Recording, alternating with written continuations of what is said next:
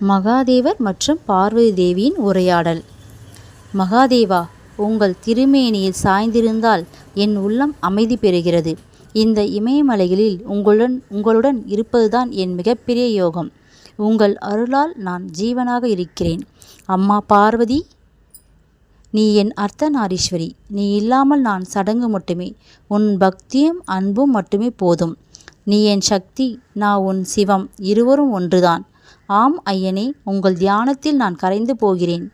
ஆனால் ஒரு கேள்வி, இந்த உலகில் அன்பு என்றால் என்ன? அது மோட்சத்திற்கு வழியா? அன்புதான் மோட்சத்தின் வாசல் உமையவளி. உண்மையான அன்பு அகந்தையை அளிக்கும். நீ என்னை நேசிப்பது போல பக்தன் என்னை நேசிக்கும் போது அவன் என்னுடன் ஒன்றாகிறான். ஹர ஹர மகாதேவா. ஓம் நம சிவாய. ஓம் நம சிவாயா. உங்கள் வார்த்தைகள் என் இதயத்தில் நிலைத்து விடுகின்றன. என்றென்றும் உங்கள் திருவடியில் இருப்பேன். ஹர ஹர மகாதேவா. ஓம் நம சிவாயா. நன்றி.